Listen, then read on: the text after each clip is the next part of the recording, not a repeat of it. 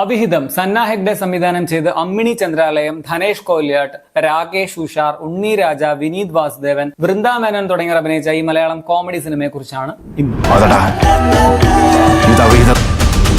പ്രത്യേകിച്ച് ജോലിയൊന്നുമില്ലാതെ കാള കളിച്ച് നടക്കുന്ന പ്രകാശൻ എന്ന നാട്ടിൻപുറത്തുകാരൻ ഒരു രാത്രി ഇരുട്ടിന്റെ മറവിൽ കാണുന്ന ഒരു കാര്യവും അതുമൂലം ആ ചെറിയ നാട്ടിൻപുറത്ത് തുടർന്നുണ്ടാവുന്ന സംഭവങ്ങളുമാണ് അവിഹിതം എന്ന സിനിമ പറയുന്നത്. ആദ്യം തന്നെ പടം എങ്ങനെയുണ്ടെന്ന് ചോദിച്ചാൽ കൊള്ളാം, എനിക്ക് ഇഷ്ടപ്പെട്ടു. സിനിമ എൻജോയബിൾ ആയിട്ടുള്ള എൻഗേജിംഗ് ആയിട്ടുള്ള ഒരു കോമഡി ചിത്രമാണ്. ഒരു ചെറിയ പടമാണ്. ഞാൻ വളരെ എൻജോയ് ചെയ്ത് തന്നെയാണ് ഈ സിനിമ കണ്ടത്. ഇതിന്റെ പേരും ആ ടൈറ്റിലുള്ള എയും ഒന്നും കണ്ടിട്ട് ഇതൊരു അഡൽസ് ഉള്ള സിനിമയാണെന്ന് വിചാരിക്കേണ്ട. കുടുംബമായിട്ട് നിങ്ങൾക്ക് കാണാൻ പറ്റുന്ന ഒരു കൊച്ചു ഹാസ്യ ചിത്രമാണിത്. ഈ താരനിബിഡമല്ലാത്ത സ്വതന്ത്ര സിനിമകൾ ഒരുക്കി നമ്മളെ അമ്പരപ്പിക്കുന്ന സംവിധായകരിൽ ഒരാളാണ് സന്ന ഹെഗ്ഡെ എന്ന് എനിക്ക് തോന്നിയിട്ടുണ്ട്. കാഞ്ഞങ്ങാടും പരിസര പ്രദേശങ്ങളും മാത്രം പശ്ചാത്തലമാക്കി പുള്ളി ഒരു കാഞ്ഞങ്ങാട് യൂണിവേഴ്സ് സൃഷ്ടിച്ചു വെച്ചിട്ടുണ്ട്. അതിൽ വരുന്ന അദ്ദേഹം ഒരുക്കിയ മൂന്നാമത്തെ സിനിമയാണ് ഇത്. പുള്ളിയുടെ ആദ്യത്തെ പടം തിങ്കളാഴ്ച നിശ്ചയമാണ് സന്ന ഹെഗ്ഡെയുടെ സിനിമകളിൽ എനിക്ക് ഏറ്റവും ഇഷ്ടപ്പെട്ടത്. രണ്ടാമത് വന്ന പടം 744 ഓൾട്ടോ കാർ വൈറ്റ് ഓൾട്ടോ. അതെനിക്ക് അത്രയ്ക്ക് മികച്ചതായിട്ട് തോന്നിയില്ലെങ്കിലും കണ്ടിരിക്കാൻ രസമുള്ള ഒരു സിനിമയായിരുന്നു. അത് കുറച്ചുകൂടി സ്കെയിലൊക്കെ കൂടിയപ്പോൾ ആദ്യത്തെ ആ ഒരു സിനിമയുടെ അത്രയ്ക്ക് അത് നന്നായില്ല എന്നാണ് എനിക്ക് തോന്നിയത്. അവിഹിതത്തിന്റെ കാര്യത്തിലേക്ക് വരുമ്പോൾ വീണ്ടും കുറച്ചുകൂടി റൂട്ടഡ് ആയിട്ടുള്ള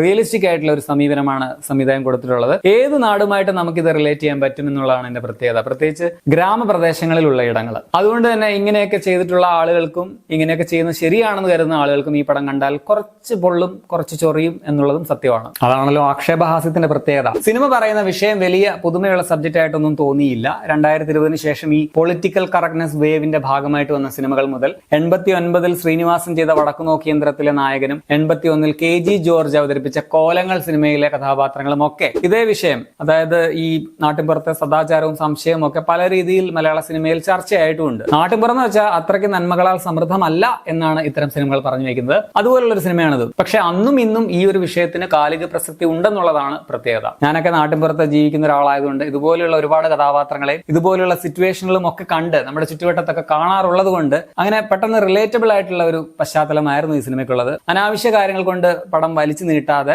ക്രിസ്പ് ആക്കിയുള്ള കഥ പറച്ചിലും അങ്ങനെ പടത്തിന്റെ ലെങ്ത് ഒക്കെ കുറവാണെന്നുള്ളതും സിനിമയുടെ പോസിറ്റീവ് തന്നെയാണ്. പിന്നെ ഭയങ്കര ഷോക്കിംഗ് ആയിട്ടുള്ള എന്തെങ്കിലും സംഭവമോ റിവീലോ ഒന്നും ഇല്ലെങ്കിലും ഒരു ആകാംക്ഷ തീരുന്നത് വരെ നിലനിർത്താനായിട്ട് സിനിമയ്ക്ക് സാധിച്ചിട്ടുണ്ട്. ഫസ്റ്റ് ഹാഫ് ഇവരുടെ കഥാപാത്രങ്ങളൊക്കെ ഇൻട്രൊഡ്യൂസ് ചെയ്ത ഒരു വേൾഡ് ബിൽഡ് ചെയ്യുന്നത് മാത്രമാണ്. തുടക്കത്തിലെ ഒരു മെയിൻ സംഭവം ഒഴിച്ചാൽ ഇവിടെ വേറെ വലിയ സംഭവമായിട്ടുള്ള കാര്യങ്ങളൊന്നുമില്ല. സെക്കൻഡ് ഹാഫിൽ ഒരു മാസ്റ്റർ പ്ലാൻ ഒക്കെ ആയിട്ട് ഒരു കഥാപാത്രം വരുന്നുണ്ട്. പിന്നെ പടം രസകരമായിട്ട് മാറുകയാണ്. മികച്ച പെർഫോമൻസും റിയലിസ്റ്റിക് ആയിട്ടുള്ള ക്യാരക്ടേഴ്സും ഈ സിനിമയുടെ പോസിറ്റീവാണ്. ഒരു പക്ഷേ കഥയേക്കാൾ വലുതായിട്ട് നിൽക്കുന്നത് ഇതിലെ ക്യാരക്ടേഴ്സ് ആണെന്ന് പറയാം. കഥയിലേക്കുള്ള ഒരു താക്കോലായിട്ട് മാറുന്ന ഇതിലെ പ്രകാശൻ എന്ന ആ ഒരു വിലയും കൂലി ഇല്ലാത്ത ഒരു കഥാപാത്രമായിട്ട് രഞ്ജി കങ്കോലാണ് വന്നിരിക്കുന്നത്.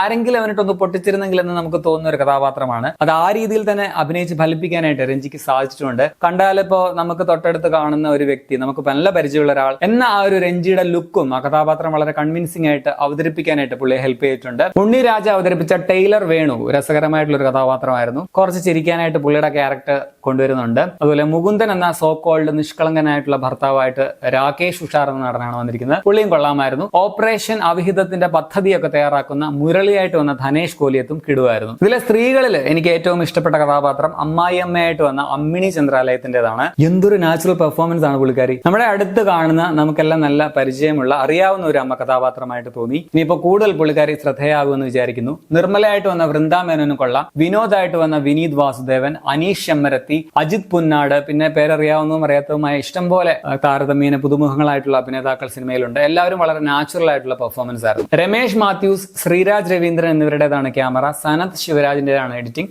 എല്ലാം ഓക്കെ എന്നാണ് തോന്നിയത്. സംവിധായകനും അംബരീഷ് കലത്രയും ചേർന്നാണ് സിനിമയുടെ സ്ക്രിപ്റ്റ് ഒരുക്കിയിട്ടുള്ളത്. ടെക്നിക്കൽ സൈഡിൽ ഞാൻ ഏറ്റവും കൂടുതൽ ശ്രദ്ധിച്ചത് ഇതിന്റെ പശ്ചാത്തല സംഗീതമാണ്. ശ്രീരാഗ് സജ്ജിയാണ് ഇതിന്റെ മ്യൂസിക് ഡയറക്ടർ. നല്ല കിടുക്കൻ ബാക്ക്ഗ്രൗണ്ട് സ്കോർ ആണ് കൊടുത്തിട്ടുള്ളത്. ഈ നെഗറ്റീവ്സ് പറഞ്ഞാൽ ഇതിന്റെ അവസാനം എന്താണ് സംഭവിക്കുന്നത്, ആരായിരിക്കും എന്നൊക്കെയുള്ളത് എനിക്ക് ഏകദേശം പ്രെഡിക്റ്റബിൾ ആയിരുന്നു. ഇപ്പം ഇത്തരം കഥകളിൽ അല്ലെങ്കിൽ ചില സസ്പെൻസ് ത്രില്ലറുകളിലൊക്കെ കാണിക്കുന്നത് പോലെ നമ്മളെ തെറ്റിദ്ധരിപ്പിക്കാനായിട്ട് വേറൊരു ക്യാരക്ടർ കൂടി വെച്ചിട്ടുണ്ട് എന്ന് മാത്രം. സോ എനിക്ക് ഈ റിവീൽ ഒരു ഭയങ്കരം സർപ്രൈസോ അങ്ങനെ ഗംഭീരമായിട്ടൊന്നും തോന്നിയില്ല. പിന്നെ ഇന്നും കാലിക പ്രസക്തിയുള്ള ഒരു പ്രമേയമാണ് ആക്ഷേപഹാസ്യമായിട്ട് സിനിമ അവതരിപ്പിച്ചിരിക്കുന്നതെങ്കിലും ഇത് കാണാനായിട്ട് എത്ര പേർക്ക് താല്പര്യം തോന്നുന്നു എന്ന കാര്യത്തിലും സംശയമുണ്ട്. മൊത്തത്തിൽ ഒരു ചെറിയ ഡീസന്റ് കോമഡി സിനിമയാണിത്. ഈ നാട്ടിൻപുറം അത്രയ്ക്ക് നിഷ്കളങ്കവും നന്മകളാൽ സമൃദ്ധവും ഒന്നുമല്ല എന്ന് പറഞ്ഞു വെക്കുന്ന, ചിരിപ്പിക്കുന്ന, ചിന്തിപ്പിക്കുന്ന ഒരു സിമ്പിൾ സിനിമയാണ്. നല്ല രീതിയിൽ ആക്ഷേപഹാസ്യം എനിക്ക് വർക്കായിട്ടുള്ള ഒരു സിനിമയായിട്ട് തോന്നി. എല്ലാവർക്കും അതുപോലെ ഇഷ്ടമാവുമെന്ന് എനിക്കറിയില്ല. കടുത്ത മെയിലീഗോ ഒക്കെ ഉള്ള ആൾക്കാർക്ക് കുറച്ച് കൊള്ളാനും ഒക്കെ ഉള്ള സാധ്യതയുണ്ട്. സോ ഞാൻ തള്ളിമറിക്കൊന്നുമില്ല, എനിക്ക് പേഴ്സണലി വർക്കായി, അത്രേ ഉള്ളൂ. പടം തിയേറ്ററുകളിൽ കാണാം. 1 മണിക്കൂർ 45 മിനിറ്റ് മാത്രമാണ് സിനിമയ്ക്ക്